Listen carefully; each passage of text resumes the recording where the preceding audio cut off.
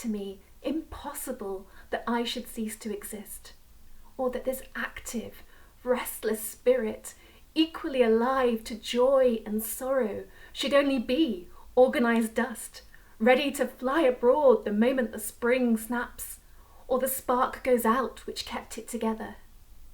Surely something resides in this heart that is not perishable, and life is more than a dream.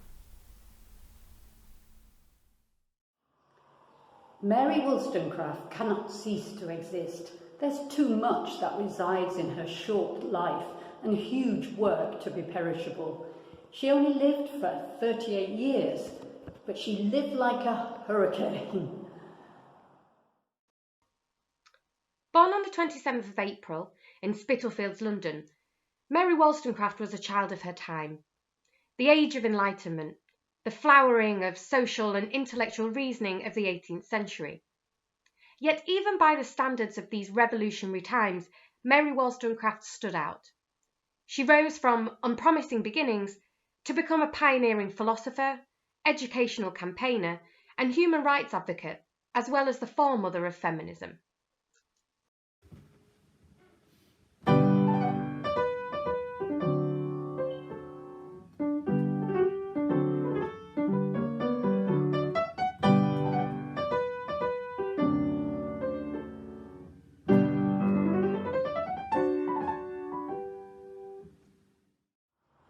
Had she achieved in one of these areas, it would merit historical glory. But Mary Wollstonecraft wasn't content with anything less than, in her own words, the future improvement of the human race. And remember, this was a world dominated by men.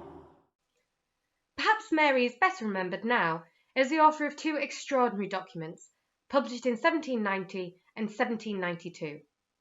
The first, written as an angry response to Edmund Burke's Reflections on the Revolution in France, was A Vindication of the Rights of Men, and the second, A Vindication of the Rights of Women.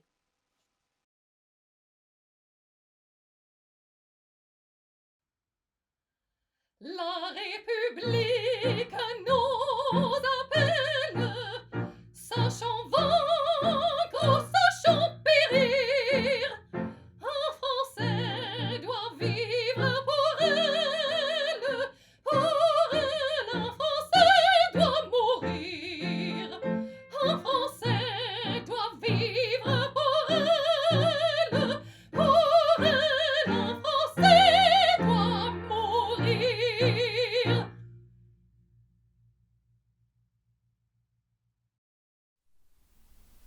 Mr. Burke's Reflections on the French Revolution first engaged my attention as the transient topic of the day, and reading, more for amusement than information, my indignation was roused.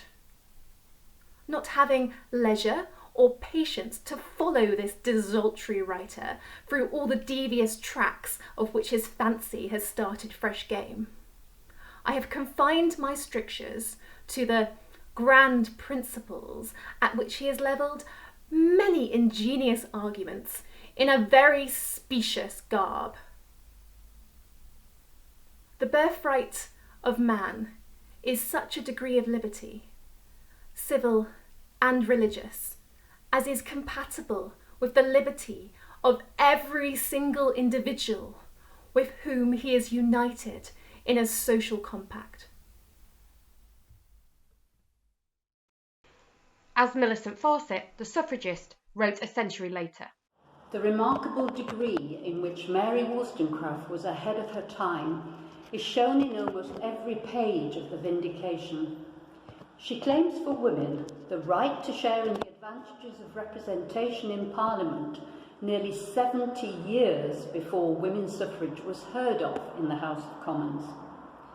She knew that few, if any, at the time would be found to sympathise with her, but that does not prevent her from claiming for women what she felt was simple justice. It appears to me impossible that I should cease to exist, or that this active, restless spirit, equally alive to joy and sorrow, should only be organised dust, ready to fly abroad the moment the spring snaps, or the spark goes out which kept it together. Surely something resides in this heart that is not perishable, and life is more than a dream.